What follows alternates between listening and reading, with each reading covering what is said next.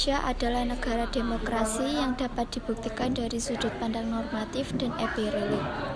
Alur sejarah politik di Indonesia. Pemerintah masa revolusi kemerdekaan Indonesia 1945 sampai 1949. Pemerintah demokrasi terpimpin 1959 sampai 1965. Pemerintah Orde Baru 1965 sampai 1998. Pemerintah Orde Reformasi 1998 sampai sekarang. Masa ini merupakan periode kedua yang dimana terjadi 2 kali pergantian UUD, yaitu bentuk negara Indonesia kemudian berubah dari kesatuan menjadi serikat, sistem pemerintah berubah dari presidensil menjadi kuasi parlementer, pergantian UUD 1945 dengan konstitusi RIS pada rentang waktu 27 Desember 1949 sampai 17 Agustus 1950. Pergantian konstitusi RIS dengan Undang-Undang Dasar Sementara UUDS 1950 pada tentang waktu 17 Agustus 1950 sampai 5 Juni 1959. Periode pemerintah ini bentuk negara kembali berubah menjadi negara kesatuan. Dengan demikian, dapat disimpulkan bahwa pada periode 1949 sampai 1959, negara Indonesia menganut demokrasi parlementer. Masa kejayaan demokrasi Indonesia. Masa demokrasi parlementer adalah masa kejayaan demokrasi di Indonesia, karena hampir mewujudkan semua elemen demokrasi dapat ditemukan dalam kehidupan politik Indonesia. Berikut ini 6 indikator ukuran kesuksesan pelaksanaan demokrasi pada masa pemerintah parlementer.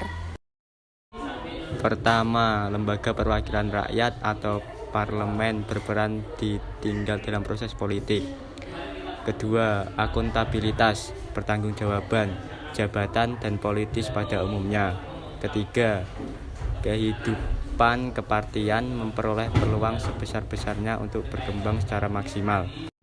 Keempat, sekalipun pemilihan umum hanya dilaksanakan 1 kali pada tahun 1955, tetapi pemilihan umum tersebut benar-benar dilaksanakan dengan prinsip demokrasi.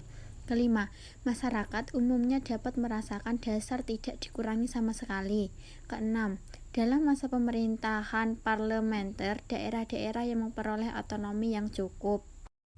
Pertama, yaitu perwujudan kekuasaan parlemen terlihat dari sejumlah mosi tidak percaya pada pihak pemerintah. Akibatnya, kabinet harus meletakkan jabatan meski pemerintah baru jalan beberapa bulan, seperti Juanda Kertawijaya diberhentikan dengan mosi tidak percaya dari parlemen. Kedua, yaitu hal ini dapat terjadi karena berfungsinya parlemen dan juga sejumlah media massa sebagai alat kontrol sosial. Sejumlahnya kasus jatuhnya kabinet dalam periode ini merupakan contoh konkret tingginya akuntabilitas. Ketiga, yaitu dalam periode ini Indonesia menganut sistem multipartai.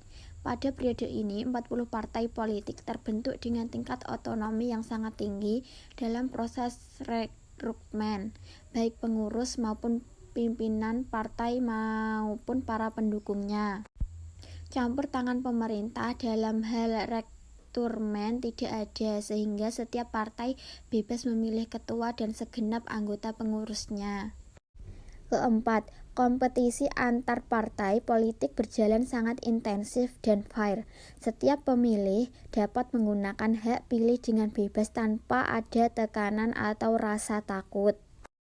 Kelima, meski tidak semua warga negara dapat memanfaatkan hak-hak dasar dengan maksimal, tetapi hak untuk berserikat dan berkumpul dapat diwujudkan dengan terbentuknya sejumlah partai politik dan organisasi peserta pemilihan umum. Kebebasan pers dan kebebasan berpendapat dirasakan dengan baik. Masyarakat bisa melakukan tanpa rasa takut menghadapi resiko meski mengkritik pemerintah dengan keras. Contoh, Dr. Halim, mantan Perdana Menteri, menyampaikan surat terbuka dengan kritikan sangat tajam terhadap langkah yang dilakukan Presiden Soekarno. Surat tertanggal 27 Mei 1955. Keenam, daerah-daerah bahkan memperoleh otonomi seluas-luasnya dengan asas desentralisasi sebagai landasan untuk berpihak dalam mengatur hubungan kekuasaan antara pemerintah pusat dengan pemerintah daerah. Cuci tangan sampai bersih. Cukup sekian, terima kasih. Nama kelompok: Alyanindi Apriliani absen 5, Ivar Alfiatur Rahman absen 16, Nabila Triana Safitri absen 24, Rika Ayu Fernande absen 30, Saidatus Zahra absen 32.